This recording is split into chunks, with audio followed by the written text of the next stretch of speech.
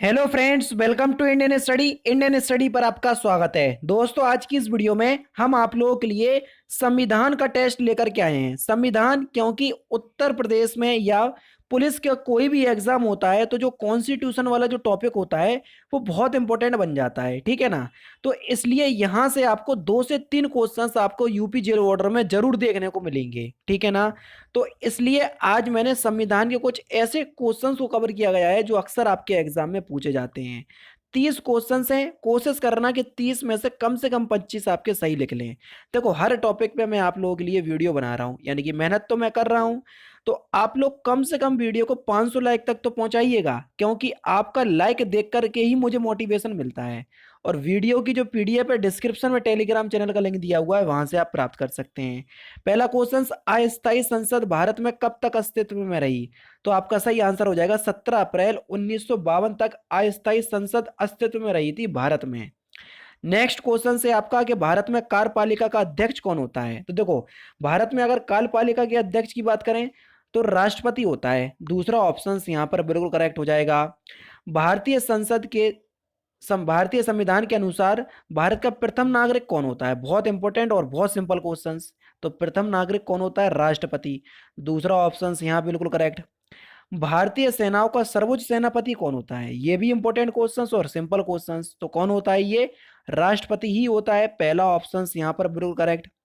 भारतीय पद्धति में समस्त कार्यपालिका की शक्ति किस में निहित होती है? जल्दी बताइए। भारतीय राष्ट्रपति पद्धति में समस्त कार्यपालिका की जो शक्ति है वो किस में निहित होती है? तो वो राष्ट्रपति में ही निहित होती है। अभी हाल ही मैंने आपको बताया। चौथा ऑप्शन बिल्कुल करेक्ट। राष्ट्रपति का निर्वाचन किस प्रकार से होता है? जल्दी बताओ। तो राष्ट्रपति के निर्वाचन में आप लोग वोट देते हो? बताओ। जैसे प्रधानमंत्री का जो निर्वाचन है वो, उसमें आप लोग वोट देते हो, तो वो प्रत्यक्ष रूप से होता है। राष्ट्रपति के निर्वाचन में हम लोग तो वोट देते नहीं है, तो वो अप्रत्यक्ष रूप से होता है। तो यानी कि दूसरा ऑप्शन बिल्कुल करेक्ट हो जाएगा। राष्ट्रपति पद के चुनाव संबंधी विवाद को किसे निर्देशित किया जाता है? यानी कि राष्ट्रपति पद के लिए चुनाव के लिए कोई भी विवाद हो गया तो कौन सॉल्व करेगा? केवल और केवल उच्चतम न्यायालय, सुप्रीम कोर्ट।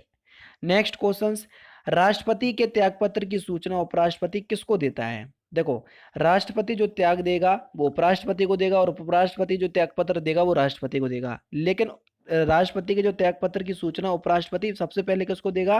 तो ये लोकसभा के अध्यक्ष को देगा। यानी कि इस क्वेश्चन का तीसरा ऑप्शन जो हो जाएगा वो आपका बिल्कुल क्या हो जाएगा? करेक्ट हो जाएगा। नेक्स्ट क्वेश्चन, वित्त बिल के लिए किसकी पूर्व स्वीकृति आवश्यक है? वित्त बिल के लिए तो किसकी पूर्व स्वीकृति आवश्यक है? राष्ट्रपति की। तीसरा ऑप्शन बिल्कुल करेक्ट। निम्नलिखित में से किसे राष्ट्रपति नियुक्त नहीं करता? जल्दी बताओ। किसकी नियुक्ति राष्ट्रपति नहीं करता? वित्त आयोग की करता है, राजकीय भाषा आयोग की करता है, संघ लोक सेवा आयोग की करता है, योजना आयोग। इसकी नियुक्ति थोड़ी ना राष्ट्रपति करता है, ये तो प्रधानमंत्री के अंडर रहता है। तो पहला ऑप्शन यहाँ बिल्कुल करेक्ट। निम्नलिखित में से भारत का राष्ट्रपति किसकी नियुक्ति नहीं करता? जल्दी बताओ। अब अलग ऑप्शंस हैं। तो भारत का राष्ट्रपति किसकी उपराष्ट्रपति करेगा, राज्यपाल की करेगा, प्रधानमंत्री के, मुख्य निर्वाचन आयुक्त की नहीं करेगा। पहला ऑप्शन यहाँ बिल्कुल करेक्ट। राष्ट्रपति का रिक्त पद जो है वो कितने समय के भीतर भर देना चाहिए? तो कम से कम 6 माह तक खाली रह सकता है, उसके अंदर भर देना चाहिए। यानी कि दूसरा ऑप्शन यहाँ बिल्कुल करेक्ट हो जाएगा। राष्ट्रपति को लोकसभा में किन 2 सदस्यों को मनोनीत करने का अधिकार है? जल्दी बताओ। तो आपका जो सही आंसर हो जाएगा वह हो जाएगा एंग्लो इंडियन। पहला ही ऑप्शन बिल्कुल करेक्ट। अध्यादेश जारी करने का अधिकार राष्ट्रपति का कौन सा अधिकार है? जो अध्यादेश जारी करता है राष्ट्रपति, तो उसका ये विधायी अधिकार है। यानी कि तीसरा ऑप्शन यहाँ बिल्कुल करेक्ट हो जाएगा। राष्ट्रपति के चुनाव में विवाद होने पर किसकी सलाह ली जाती है? तो कौन? अभी हाल ही तो बताया, रिपीट क्वेश्चन है और ये क्वेश्चंस पूछे गए हैं इसलिए आपको रिपोर्ट दिख रहे होंगे, समझ रहे? सर्वोच्च न्यायालय। दूसरा ऑप्शन करेक्ट। लाभ के पद का निर्माण कौन करेगा? तो लाभ के पद का जो निर्माण है राष्ट्रपति और राज्यपाल करते हैं। यानी कि केंद्र में देखो राष्ट्रपति और राज्य में राज्यपाल। यानी कि दूसरा ऑप्शन यहाँ पर बिल्कुल क्या हो जाएगा? करेक्ट हो जाएगा। भारतीय सरकार का संवैधानिक अध्यक्ष कौन होता है? तो भारतीय सरकार का जो संवैधानिक अध्यक्ष होता है वो राष्ट्रपति ही होता है। पहला ऑप्शन यहाँ पर बिल्कुल करेक्ट हो जाएगा। भारत में राष्ट्रपति राज्यसभा के कितने सदस्यों को मनोनीत करता है? तो राज्यसभा में करता है 12, लोकसभा में करता है 2। तो कभी कभी टोटल भी पूछ लिया जाता है, तो टोटल हो जाते हैं 14। ठीक है, तो इस तरीके से क्वेश्चंस पूछे जाते हैं, याद कर लो। भारत के पहले राष्ट्रपति के रूप में डॉक्टर राजेंद्र प्रसाद का चुनाव किया गया था। तो ये किसके द्वारा किया गया था? ये संविधान सभा के द्वारा किया गया था। चौथा ऑप्शन यहाँ बिल्कुल करेक्ट हो जाएगा।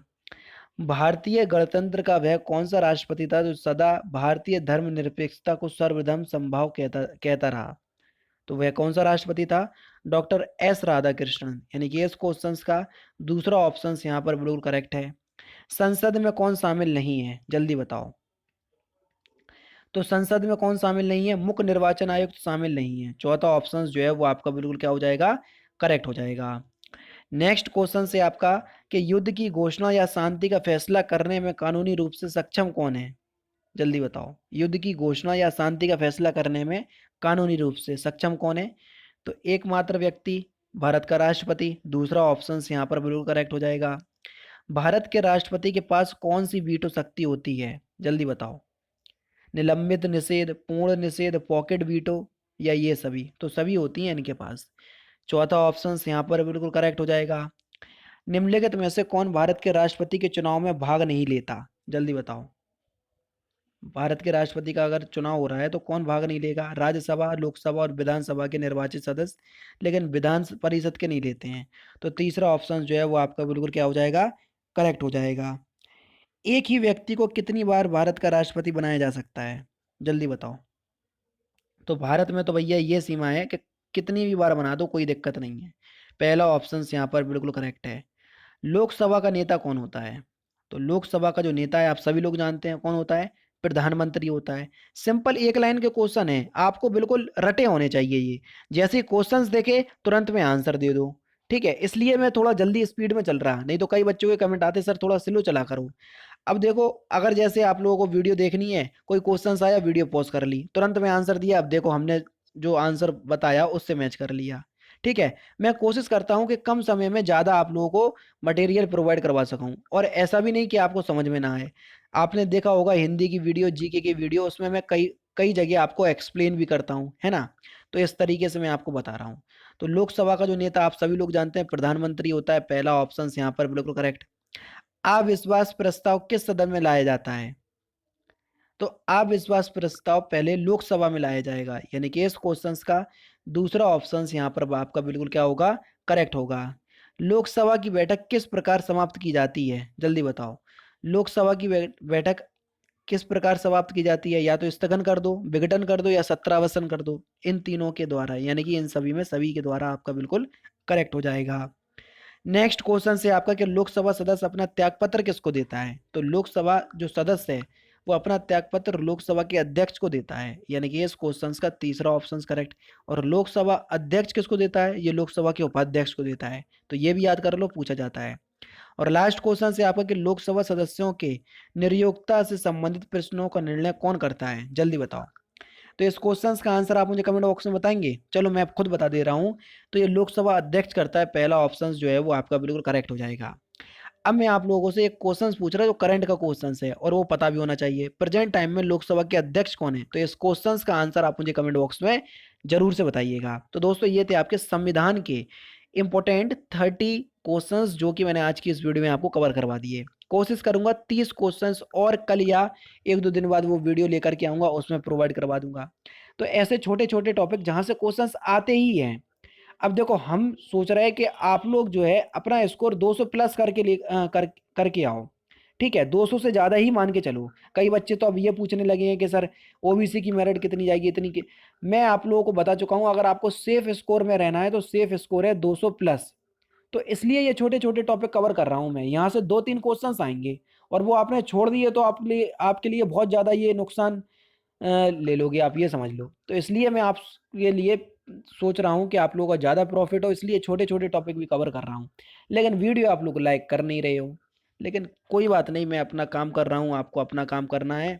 तो आप वीडियो को लाइक जरूर कर दीजिए। ठीक है, तो दोस्तों मैंने आपको बता दिया, आज का क्वेश्चन भी पूछ लिया कि प्रेजेंट टाइम में लोकसभा के अध्यक्ष कौन है। इस क्वेश्चन का आंसर आप मुझे कमेंट बॉक्स में जरूर से बताइएगा।